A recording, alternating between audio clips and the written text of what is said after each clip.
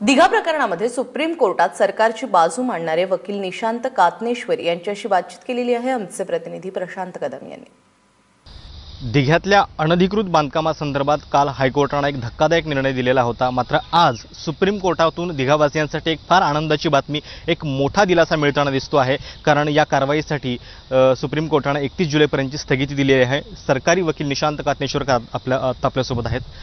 काय नेमकं सरकारने बाजू मांडली आणि सुप्रीम कोर्टाने कशा पद्धतीने दिलासा दिला? आज जी रहिवाशांतर्फे याचिका दाखल करण्यात होती त्यामध्ये सरकार हजर झालं। सरकारने 2001च्या शासन परिपत्रकाचा निर्वाळा दिला, जे सांगतं की कोणतंही अनऑथराइज्ड स्ट्रक्चर मॉन्सून पिरियड म्हणजे 1 जून ते 30 सप्टेंबरपर्यंत पाडू नये। हा जेव्हा रेझोल्यूशन कोर्टाला दाखवला तेव्हा कोर्टाने एक सुवर्णमध्य साधला आणि कोर्टाने सांगितलं की 31 जुलैपर्यंतचा आम्ही वेळ देतोय।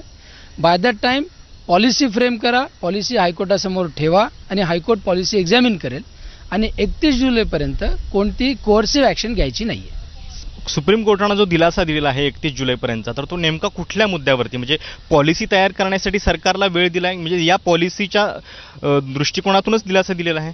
अर्थात 2001 ची पॉलिसी जे गव्हर्नमेंट रेझोल्यूशन आहे डिमॉलिशन न करण्याबद्दलचं एक, आणि दुसरी गोष्ट पॉलिसी फ्रेम करण्यासाठी वेळ, या दोन गोष्टी ऐकल्यानंतर कोर्टाने या वेळ दिलेला आहे। हे सगळं पाहता दिघावासियांसाठी 31 जुलै नंतरची परिस्थिती नेमकी काय असू शकते?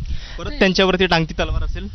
नाही, कारण राज्य सरकार हे कॉन्क्रीट पॉलिसी घेऊन येणारच, जी पॉलिसी पॉझिटिव्हली आपण म्हणूयात की हायकोर्टापुढे ठेवली जाईल। आणि त्यामुळे हा माझ्या मताप्रमाणे तरी हा एक दिघावासियांसाठी मोठा दिलासा आहे।